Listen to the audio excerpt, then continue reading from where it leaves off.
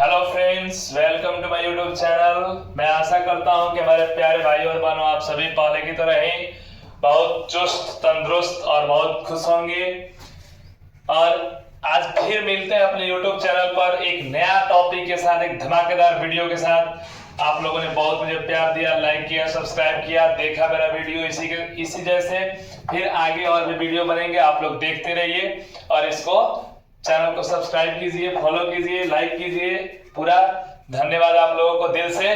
और हमारा आज का नया टॉपिक है कारक प्रकरण। आज हम लोग कारक के बारे में पूरा जानेंगे। कारक क्या है, कारक किसे कहते हैं, कारक में कुछ भी बाकी आज नहीं लगेगा और 100% गारंटी है समझने का, बिल्कुल धमाकेदार तरीका के साथ और ट्रिक के साथ पढ़ेंगे कारक के बारे में। बिल्कुल पूरा निचोड़ निकालेंगे कारक के बारे में। और आज वीडियो को शुरू करने से पहले एक मोटिवेशनल शायरी है आप लोगों के लिए जो धमाकेदार है। तो सुनिए मोटिवेशनल शायरी कि राह के पत्थर को चकनाचूर होना चाहिए, राह के पत्थर को चकनाचूर होना चाहिए, वार चाहे एक हो भरपूर होना चाहिए, वार चाहे एक हो भरपूर होना चाहिए। बस इतना ही नहीं कि वो हमसे हार मान जाए, बस इतना ही नहीं कि वो हमसे हार मान जाए, वो हमारे सामने मजबूर होना चाहिए। ठीक, आप लोग को अगर शायरी अच्छा लगा तो इसको भी लाइक कीजिए, कमेंट कीजिए। अब चलते हैं अपने टॉपिक पर, कारक प्रकरण, कारक किसे कहते हैं। हाँ, तो देखते हैं अपने टॉपिक को। जैसे कि कारक प्रकरण, कारक किसे कहते हैं, कारक क्या है, पहले परिभाषा को देखेंगे। हिंदी व्याकरण में कारक बहुत जरूरी टॉपिक है, उसका आज हम लोग पढ़ेगा। चल देखते हैं। कारक, कारक वे शब्द है जो संज्ञा या सर्वनाम का क्रिया से संबंध बताते हैं। कारक वे शब्द है जो संज्ञा या सर्वनाम का क्रिया के साथ संबंध बताते हैं। मतलब संज्ञा का संबंध क्रिया के साथ क्या है, सर्वनाम है तो उसका संबंध क्रिया के साथ क्या है, उसी को कारक कहते हैं। जो बताएगा संबंध वो कारक है। जैसे कहने का मतलब कि संज्ञा का चाहे सर्वनाम का संबंध जो कारक क्रिया से जोड़े वही कारक कहलाता है। इसमें हम देखते हैं और परिभाषा यहाँ पर हम लोग देख लिए कि कारक वे शब्द है जो संज्ञा या सर्वनाम का क्रिया से संबंध बताते हैं, कारक कहलाते हैं। ठीक, अब देखिए हिंदी व्याकरण में कारक जो है कितना होता है, तो 8 प्रकार का होता है। हिंदी व्याकरण में कारक मुख्यतः 8 प्रकार के होते हैं। अब वो 8 प्रकार के कारक कौन कौन से हैं उसको ध्यान देंगे।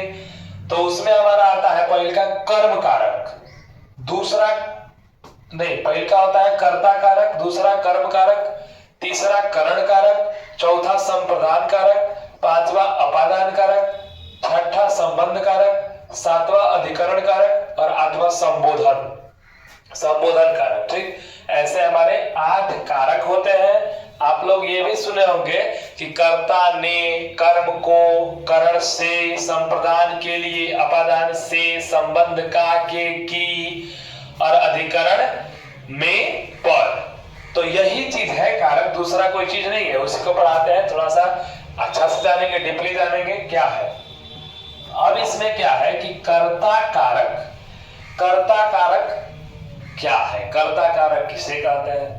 तो कहा गया है कि क्रिया संपादक कर्ता, मतलब जो क्रिया का संपादन करे, जो क्रिया को पूरा करे वही कर्ता कहलाता है। जो क्रिया को करे, बात समझ में आया, कर्ता कारक कहलाता है। ठीक, परिभाषा भी जान गए। उसके बाद हम लोग देखेंगे कर्ता कारक का विभक्ति चिन्ह क्या होता है। सबका विभक्ति चिन्ह होता है, 8 कारकों का विभक्ति चिन्ह होता है। तो कर्ता कारक का विभक्ति चिन्ह याद रखिएगा कि ने होता है। जैसे कि हम लोग कहते हैं कर्ता ने, उसी तरह से कर्ता कारक का विभक्ति चिन्ह ने होता है। ठीक, जैसे इस पर उदाहरण देखेंगे तो राम ने खाया, तुमने गीत गाया।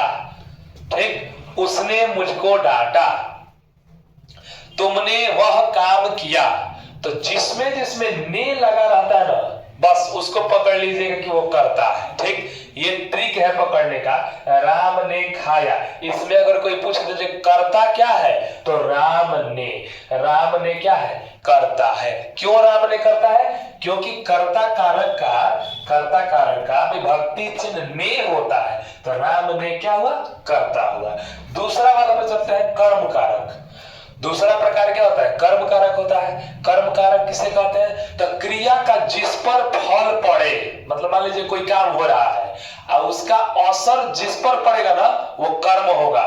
जैसे राम आम खाता है तो आम क्या होगा, आम घटते जाएगा, जब आम को खाया जाएगा तो प्रभाव आम पर ही पड़ेगा, तो आम घटते जाएगा, तो आम हमारा कर्म हुआ। ठीक, जैसे हम देखते हैं यहाँ पर क्या लिखा, जिस पर क्रिया का फल पड़े, जिस पर क्रिया का फल पड़े कर्म कहलाता है। विभक्ति चिन्ह क्या है उसका, विभक्ति चिन्ह को कहलाता, मतलब कर्म कारक का विभक्ति चिन्ह को होता है। अब उसके अनुसार हम एक उदाहरण देखेंगे वाक्य में, मोहन को पुस्तक दो, मोहन को पुस्तक दो। यदि हम पुस्तक देंगे मोहन को तो प्रभाव तो मोहन पर ही पड़ेगा, पहले पुस्तक नहीं था पुस्तक हो गया, फल भी मोहन पर पड़ेगा।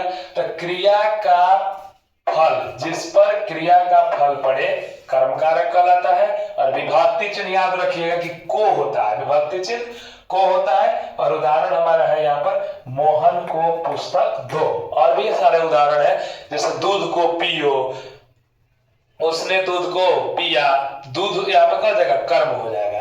अब आगे देखते हैं तीसरा नंबर करण कारक। 3 नंबर हमारा होता है करण कारक। करण कारक का मतलब हुआ कि जिसके द्वारा काम किया जाए, ठीक, जिसके द्वारा काम किया जाता है उसे करण। जैसे देखते हैं इसमें क्या लिखा है, जिसके द्वारा क्रिया की जाए, जिसके द्वारा क्रिया की जाती है वो करण कारक कहलाता है। इसका विभक्ति चिन्ह जो है वो से होता है और चाहे के द्वारा होता है, दोनों विभक्ति चिन्ह होता है, या तो से होगा या नहीं तो के द्वारा होगा। से जो है ना होगा, जब जब से होगा तो वहां पर लगाव वाला अर्थ होगा। जैसे वह कलम से लिखती है तो कलम और हाथ उसका दोनों लगाव है, एक पास होगा, दूर नहीं होगा। तो वहां पर क्या है कि जब जब से लगेगा ना और लगाव वाला अर्थ होगा तो क्या होगा, वो करण कारक होगा। चाहे के द्वारा होगा, के द्वारा भी विभक्ति चिन्ह है करण कारक का, तो के द्वारा, चाकू से काटो, चाहे चाकू के द्वारा काटो, बात तो एक ही है। चाकू से फल को काट दो, चाहे चाकू के द्वारा फल को काट दो। तो चाकू जब फल को काटेगा तो फल से सटा रहेगा, मतलब आप लगाव वाला अर्थ है। और जब जब लगाव वाला अर्थ होता है जिसके द्वारा काम किया जाए करण कारक कहलाता है। याद रखिएगा करण कारक का विभक्ति चिन्ह से और के द्वारा होता है। 4 नंबर वाला हमारा होता है संप्रदान कारक। संप्रदान मतलब होता है कि जिसके लिए काम किया जाए, सिंपल है, सबसे आसान है कि जिसके लिए काम किया जाए वो संप्रदान कारक होता है। जैसे जिसके लिए क्रिया हो वही काम किया जाए, जिसके लिए क्रिया हो संप्रदान कारक कहलाता है। विभक्ति चिन्ह इसका देखिए तो के लिए होता है। संप्रदान कारक का विभक्ति चिन्ह के लिए होता है, ठीक, यहाँ पर के लिए हम लिख दिए हैं। उसके बाद देखिए इसका उदाहरण देखेंगे, गरीब के लिए धन दो, कोई व्यक्ति गरीब है उसके लिए धन दो। मेरे लिए दूध लाओ, तुम्हारे लिए मैंने पुस्तक खरीदा, ठीक, तुम मेरे लिए क्या लाए हो। तो जिसके जिस शब्द में के लिए लगा होगा ना वो सारा शब्द जो होगा संप्रदान कारक में ही आएगा, क्योंकि संप्रदान कारक का विभक्ति चिन्ह होता है के लिए। देखिए यहाँ पर विभक्ति चिन्ह के लिए, ठीक, गरीब के लिए, मेरे लिए, तुम्हारे लिए, उसके लिए, सब के लिए जितना होगा वो सब संप्रदान कारक।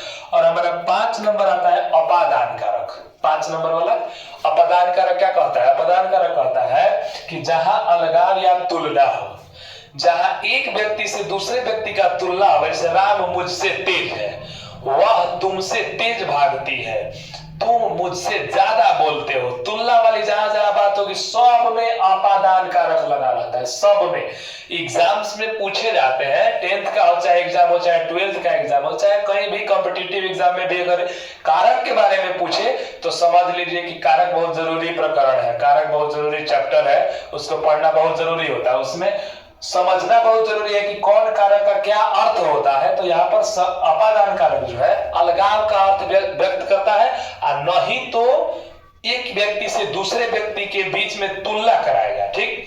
यह मार्कर उस मार्कर से तेज लिखता है, यह मार्कर उस मार्कर से गाढ़ा चलता है, ठीक, वह लड़का उस लड़का से कमजोर है, तुलना हो रहा है। तो जब जब तुलना होगा से बीच में आएगा, वह मुझसे, मैं तुमसे, यह मार्कर उस मार्कर से आ रहा है ना, तो से जो है वो विभक्ति चिन्ह है अपादान कारक का से। अब देखिए घबराइएगा मत, विभक्ति चिन्ह से है करण कारक का भी और विभक्ति चिन्ह से है अपादान कारक का भी, ठीक। तो करण कारक का भी से है और अपादान का भी से है, ठीक।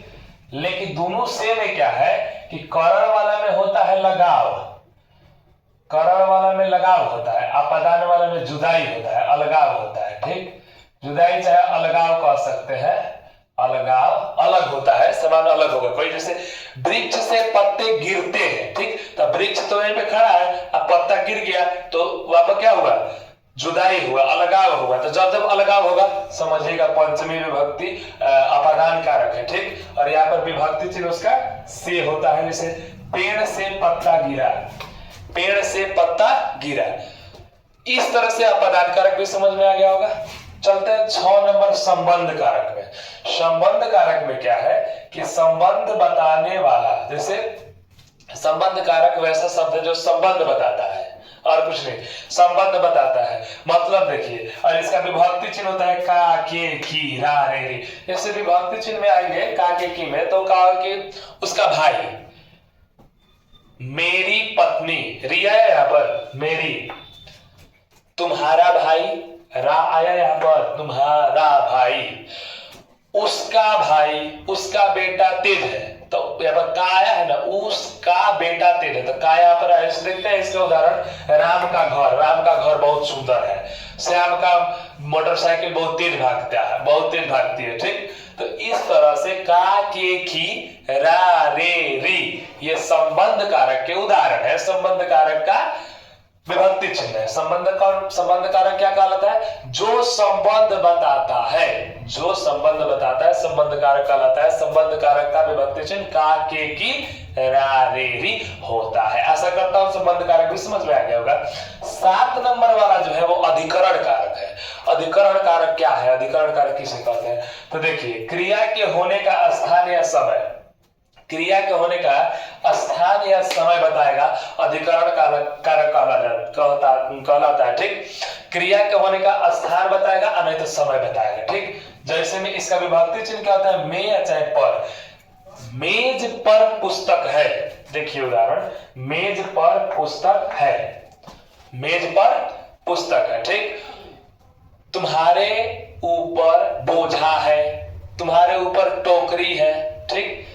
बेंच पर कलम है, ठीक। स्थान बता रहा है कि नहीं बता रहा है, बता रहा ना। उसी तरह से में भी लगता है, जैसे में, मुझ में बहुत सारे गुण हैं, ठीक। उस लड़का में वह कमी है, तो मान लीजिए कि में आ रहा है यहाँ पर, जिसमें जिसमें में आएगा वो सब के सब अधिकरण कारक है, सब के सब टोटल अधिकरण कारक है। जितना में आ रहा है और जितना में पर आ रहा है, ये दोनों अधिकरण कारक है। 8 नंबर में चलते हैं, देखते हैं लास्ट वाला कारक का अंतिम जो प्रकार है वो कौन सा होता है, संबोधन। संबोधन कारक, जिसे 8 नंबर वाला जो कारक है उसको देखते हैं। कहता है कि पुकारने या संबोधन के लिए, जैसे देखिए कोई दूर रहता है तो उसको चिल्लाते हैं, ओ इधर आओ, चाहे उसका नाम ही लेकर के चिल्लाते हैं, हे श्याम इधर आओ या देखो, चिल्लाते हैं ना। तो दूर से कोई खड़ा है और उसको हम जब आवाज दे रहे हैं, पुकार रहे हैं, चाहे किसी को संबोधित कर रहे हैं, ठीक। मिस्टर, कोई भी किसी का भी नाम रख सकते हैं, मिस्टर श्याम चाहे मिस्टर मोहन है, तो उस संबोधन के लिए भी क्या होता है, संबोधन कारक का प्रयोग किया जाता है। और इसका विभक्ति चिन्ह क्या होता है, हे, अरे, ओ, हे, अरे, ओ, ये इस तरह का सब विभक्ति चिन्ह है। रे भी होगा, ए भी होगा, ए, जी, इधर आइए। चलिए उदाहरण देखते हैं, हे राम यहां आओ, हे राम यहां आओ। राम मान लीजिए दूर है, तो दूर है तो उनको चिल्लाने के लिए क्या कर देगा, हे राम यहां आओ। इस तरह से हमारा 8 प्रकार का जो कारक है वो समाप्त होता है। जैसे एक बार और इसको देखते हैं, कारक किसे कहते हैं, तो कारक वे शब्द हैं जो संज्ञा या सर्वनाम का क्रिया के साथ संबंध बताएंगे, क्रिया के साथ। हिंदी व्याकरण में कारक 8 प्रकार के, कर्ता कारक, कर्म कारक, करण कारक, संप्रदान कारक, अपादान कारक, संबंध कारक, अधिकरण कारक, संबोधन कारक। 8वां प्रकार हो गया। कर्ता कौन है? जो क्रिया को करेगा वो करता है। ठीक, राम आम खाता है तो राम आम खाता है। आम कौन खाता है? राम, तो करता हुआ राम। ठीक, उस तरह से कर्म कौन है? जिस पर क्रिया का फल पड़े। ठीक है, मैंने दूध को पिया, पिया तो किस पर प्रभाव पड़ा? दूध खत्म हो गया तो क्रिया का प्रभाव दूध पर पड़ा, तो दूध यहाँ पर कर्म हो जाएगा। ठीक, उस तरह से करण कारक कौन है? करण कारक है से चाहे के द्वारा वाला, जिसके द्वारा काम किया जाए करण कारक कहलाता है। विभक्ति चिन्ह क्या है? से चाहे के द्वारा। मेरे द्वारा यह काम किया गया तो मेरे द्वारा जो है वो करण कारक है। ठीक, चौथा क्या है? संप्रदान कारक, मतलब जिसके लिए काम किया जाए संप्रदान कारक कहलाता है। तो जिसके लिए काम किया जाए मतलब घर बनवाने के लिए ईंट की आवश्यकता है, तो घर बनवाने के लिए, तो यहाँ पर जब के लिए लग गया मतलब समझ जाइए कि वो कौन सा कारक है? संप्रदान कारक है। ठीक, उसके बाद अपादान कारक में क्या कहेगा? संप्रदान कारक का विभक्ति चिन्ह क्या होता है? के लिए। अपादान कारक में होता है कि जुदाई का अर्थ होगा, नहीं तो अलगाव का अर्थ होगा, कुछ मतलब अलगाव का अर्थ होगा। ठीक, तो वो अपादान कारक है। विभक्ति चिन्ह क्या होगा उसका? से होगा। विभक्ति चिन्ह से होगा।